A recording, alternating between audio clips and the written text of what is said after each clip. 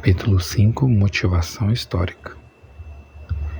Embora a obra em favor dos jovens não tivesse recebido grande ênfase no início da história de nossa igreja, esses não foram de todo excluídos ou esquecidos. Nos primeiros tempos do movimento adventista, pouco se fez para instruir as crianças nas doutrinas professadas por seus pais. A primeira semente foi plantada no verão de 1852, germinando e criando raízes. Ela desenvolveu-se e se tornou o que agora conhecemos como a obra da Escola Sabatina da Igreja Adventista do Sétimo Dia. Embora viajava de carruagem entre Rochester, estado de Nova York, e Bangor, estado de Maine, Tiago White sentiu-se impressionado com a necessidade de um sistema ou plano regular de lições bíblicas, especialmente adaptado para jovens. Depois de almoçar à margem da estrada, e enquanto esperava que seus cavalos também comessem e descansassem, ele usou a cesta de almoço como mesa e escreveu as primeiras lições da escola sabatina. É a partir deste ato que podemos traçar a história e o desenvolvimento de um ministério jovem em nossa igreja, o qual continua até hoje. Para colocar essas lições nas mãos dos jovens, uma nova publicação teve início em agosto de 1852, The Youth Instructor. Essa publicação desempenharia um relevante papel no preparo dos jovens e no desenvolvimento de nosso ministério em favor deles. O preço da assinatura, 25 centavos por ano, parecia elevado para algumas pessoas, mas foram tomadas providências para que crianças e jovens pobres recebessem gratuitamente. Durante os primeiros anos do desenvolvimento de nossa igreja, eram os pequeninos que mais sofriam por falta de lições apropriadas. Assim, a publicação The Youth Instructor de 1861 e 1862 era o ponto de partida das lições para crianças, numa série de perguntas sem relação umas com as outras, as quais apareceram sob um título: Perguntas para os pequenos estudantes da Bíblia. Foi nessa época crítica do desenvolvimento da obra em favor dos jovens através da Escola Sabatina que o professor G.H. Bell foi recebido como membro na igreja de Battle Creek. Durante muitos anos, ele havia sido professor e tinha considerável experiência no trabalho da escola dominical. De imediato, G.H. Bell assumiu a responsabilidade do avanço da incipiente escola sabatina. Em 1869, Bell preparou para The Youth Instructor 2 séries de lições do Antigo Testamento em uma linguagem apropriada para crianças. Começava com a Semana da Criação e estudos acerca do livro de Daniel, numa abordagem adequada aos jovens. A partir desse começo, o professor Bell elaborou e imprimiu uma série de lições para jovens chamada Lições da Bíblia para a Escola Sabatina. Foi esse o primeiro passo rumo à divisão dos jovens pela faixa etária. As primeiras escolas sabatinas de que se tem registro foram realizadas em Rochester e Bucksbridge, no estado de Nova York, em 1853 e 1854. John Binghamton, que mais tarde se tornou o primeiro presidente da Associação Geral, era o líder em Bucksbridge. Essas iniciativas da igreja em favor dos jovens eram realmente escolas sabatinas no verdadeiro sentido. A condição para a pessoa tornar-se membro dessas classes era baseada na aceitação de sua responsabilidade no sentido de educar e instruir os jovens na palavra de Deus. A motivação básica do ensino era a esperança da aceitação pessoal, por parte dos jovens, das verdades estudadas. O ano de 1870 assinala o momento em que as 2 maiores necessidades das escolas foram, ao menos em parte, atendidas, ou seja, uma forma simples de organização e lições apropriadas para as várias idades. Nos anos subsequentes formaram-se em quase todas as escolas as classes para jovens, intermediários e primários. Reconhecia-se que deveria haver uma organização mais completa para que se alcançasse maior unidade. Em 1877 foi organizada a primeira associação na escola sabatina. A partir de agosto de 1877, que durante os 10 anos seguintes, a obra organizada das escolas sabatinas alcançou ganhos surpreendentes e se manifestou uma crescente compreensão acerca do ministério em favor da juventude. Por ocasião da Assembleia da Associação Geral realizada em Bear Creek em 1878, formou-se a Associação das Escolas Sabatinas da Associação Geral. O nome foi mudado em 1886 para a Associação Internacional da Escola Sabatina. Durante esse período, foram introduzidos o treinamento da liderança e a produção de materiais de ensino. Realizavam-se escolas sabatinas em reuniões campais, e não era incomum haver classes especiais para as crianças como parte do programa das reuniões campais. Desenvolveu-se uma conscientização cada vez maior acerca da necessidade de salvação pessoal para os jovens. E apesar de a salvação não ter sido menosprezada antes, agora sua ênfase, mediante o ensino, se tornava mais importante. Ao mesmo tempo, apresentou-se perante a Igreja uma filosofia da verdadeira educação que fora mudando ao longo dos tempos. Muitos viram a necessidade de a Igreja ter suas próprias escolas e, como resultado, estabeleceu-se um sistema educacional compatível com nossa crença e nossa própria missão. Essa corrente paralela de interesse na obra em favor dos jovens trouxe consigo uma dimensão e a combinação dessas influências deu uma razão mais definida para a obra entre a juventude. A salvação dos jovens chegou a ter prioridade absoluta. No trabalho junto aos jovens, nossas escolas eram vistas como um instrumento para educá-los, prepará-los e colocá-los no campo de serviço. Por volta de 1880, todavia, ainda não existia nenhum tipo de conceito tentativa oficial de organização da juventude. Mas Deus estava nessa obra, silenciosamente, atuando sobre a mente e o coração de rapazes e moças no mundo inteiro, preparando a igreja para avançar unida. Com um número crescente de jovens na igreja, a ênfase passou a ser salvação e serviço.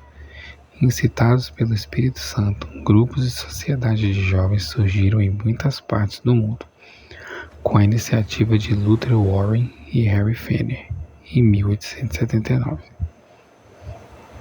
Essas sociedades começaram naturalmente a proliferar. Na virada do século, mais de 70 grupos de jovens se haviam formado na igreja. Não havia dúvidas quanto ao objetivo desses grupos. Luther Warren, em seus escritos, conta que ele e Harry Fenner fundaram a primeira sociedade de jovens como consequência de uma profunda preocupação quanto à declinante espiritualidade que se manifestava na vida de seus amigos e de muitos outros jovens da igreja. Outra grande razão para a formação dessa primeira sociedade de jovens foi o intenso desejo de trabalhar para o Mestre. Acerca do período de 1880 a 1900, após a organização dessa primeira sociedade, Flora Plummer escreve: com exceção de alguns poucos lugares em que se realizava uma obra esporádica e fragmentada em favor da juventude, os líderes dispensavam pouca atenção ao preparo de nossos jovens nas igrejas. E o verdadeiro problema da salvação de nossos jovens para o reino de Deus parecia não ser reconhecido de forma alguma como problema. Nesse aspecto, assim como em outras questões, o Senhor, por intermédio do Espírito de profecia, apontou a negligência e indicou o remédio.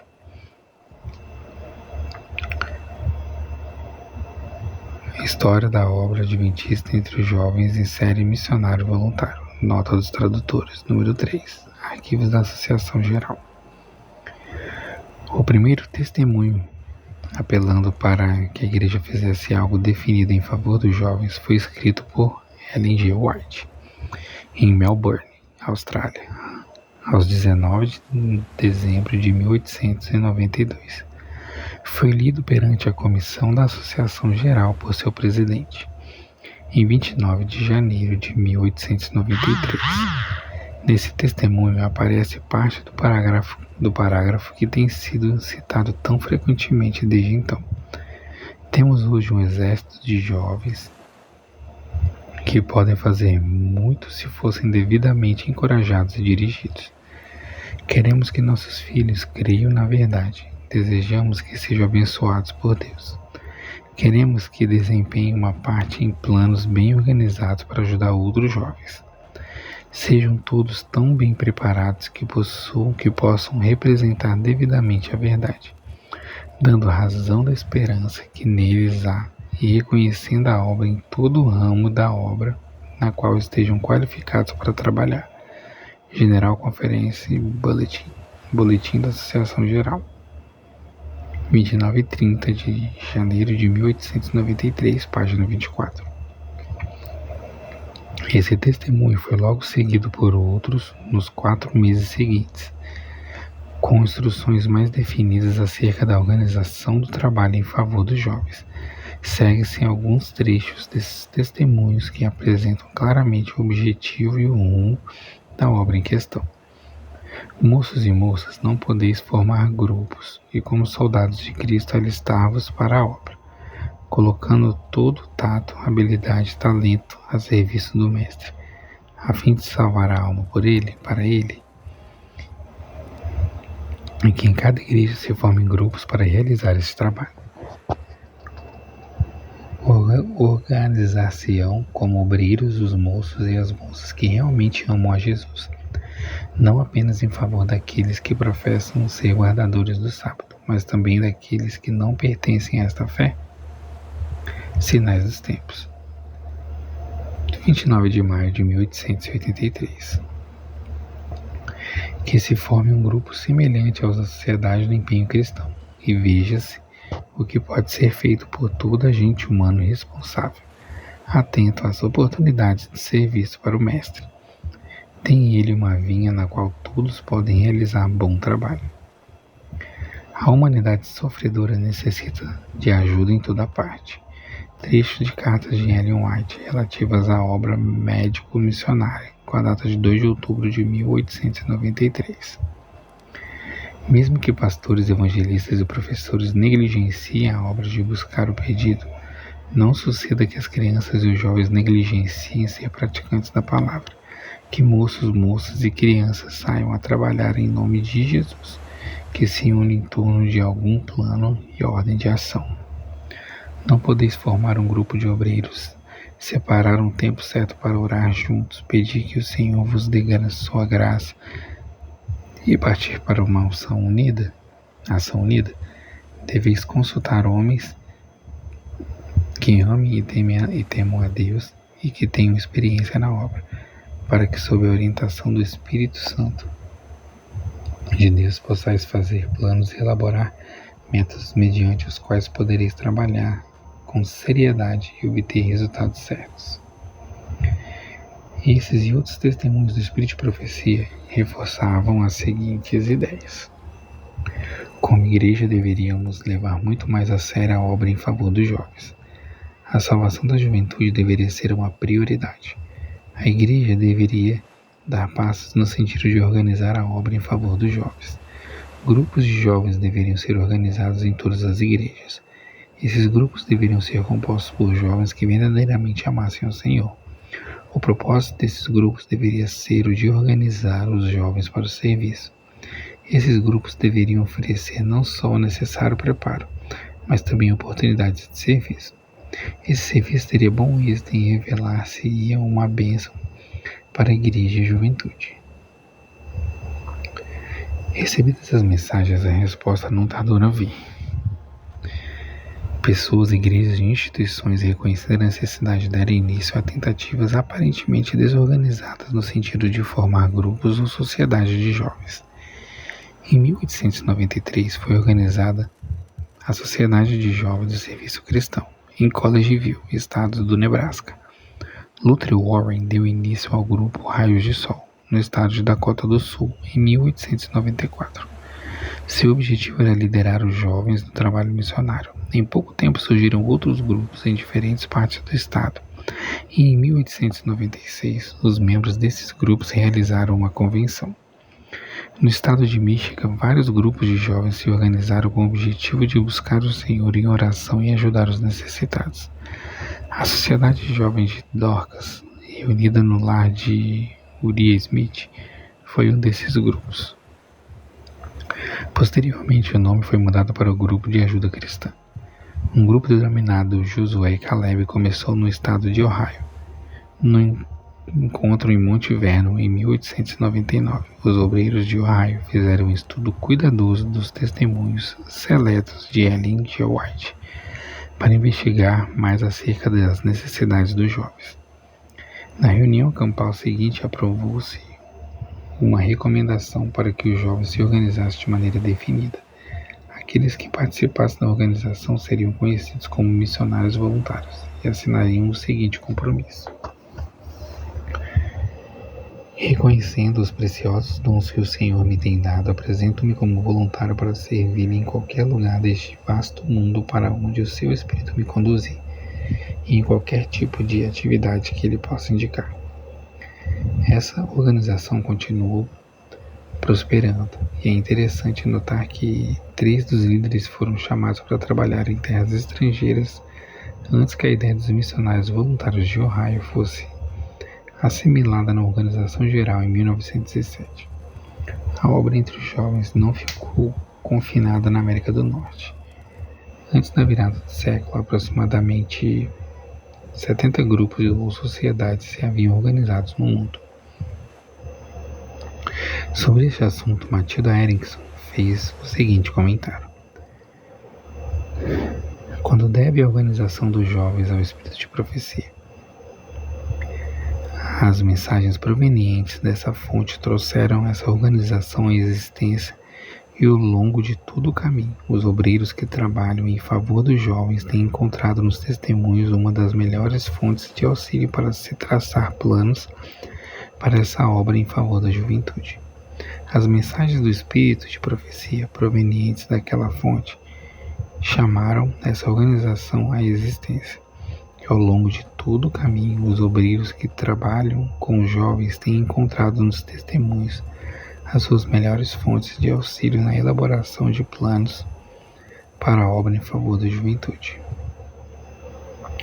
As mensagens do Espírito de Profecia desde então têm fornecido a base para o desenvolvimento desse movimento e devem sempre permanecer como parte inseparável da história da obra em favor da juventude. Ao recapitular os esforços pioneiros para termos hoje a organização dos jovens, lembramos-nos da história do movimento adventista.